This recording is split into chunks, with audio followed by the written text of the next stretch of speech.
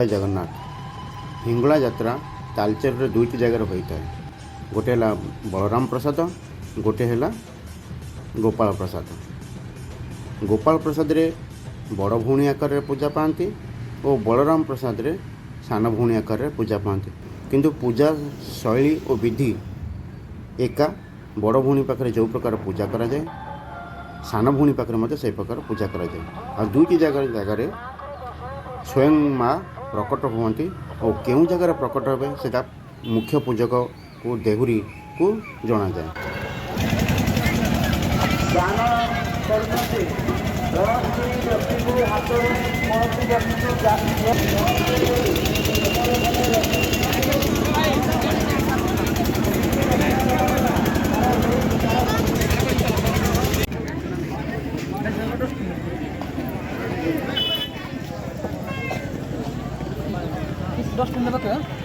जो जगह माँ उभा हूँ सेटा हूँ से वर्षर पीठ। तेणु अग्नि रूपा माँ बलराम प्रसाद पूजा पाती और गोपाल प्रसाद पूजा पाती। और मुख्य देहुरी जी कालीसी आसी था।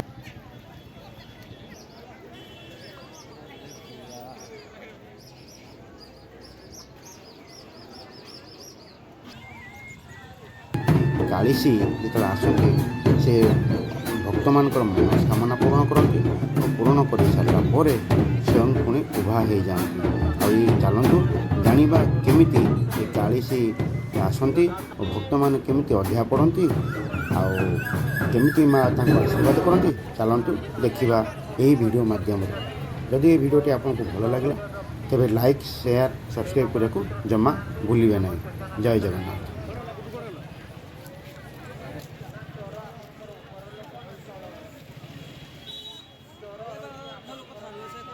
दायित्व रखु परिवार तेणु आपण मैंने निज जिन निज दायित्व रखु।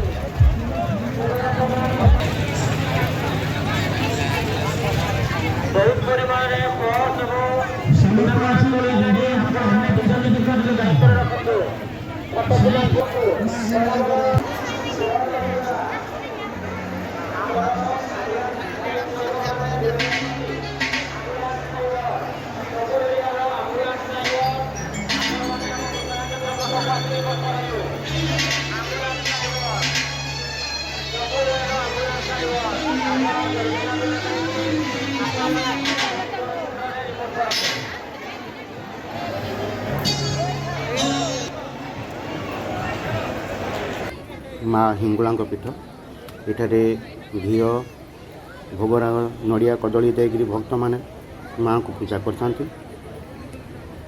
बहुत बड़ जनसमागम होती आपण मैंने देखिपे कौ प्रकार भिड़ होती। बर्तमान माँ आसवे भक्त मैंने देखते अध्याय पढ़ी आपण मैंने देखिपे विजुअल माध्यम भक्त केमती अध्याय पढ़ी।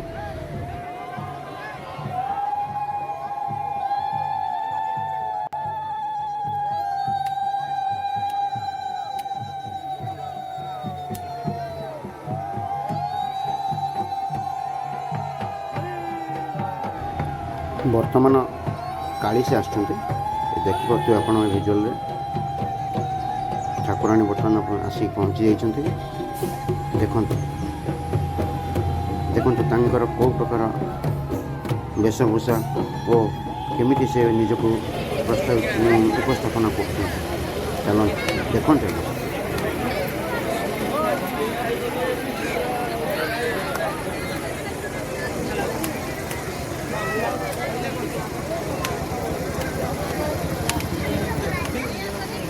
परंपरा महादेव मान को धरी निज कांधरे भरेवा भगवान नारायण द्वारा चक्र रे जीव अंग खंड विखंडित होई जतकी पीठरे पड़ीथिला आ सेही पीठरे द्वादश पीठरे द्वादश शक्ति आविर्भूत होइथिले जेति द्वादश ज्योतिर्लिंग मान लीला आपण माने जानती।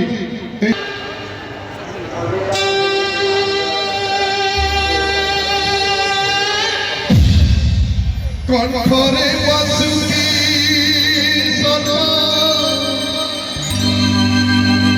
মস্তক মানে গঙ্গা সূর্য চন্দ্র অগ্নি নেত্র কালে পয়লা মহাযোগী করা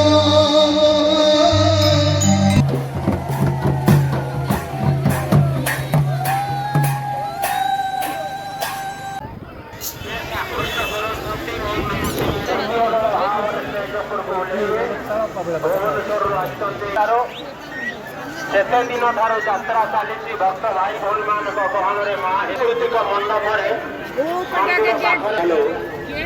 ଦୟାକରି ସୂଚନା କେନ୍ଦ୍ର ପାଖକୁ ଚାଲି ଆସନ୍ତୁ। ଭରତ ନାୟକ ଲିଙ୍ଗରାଜ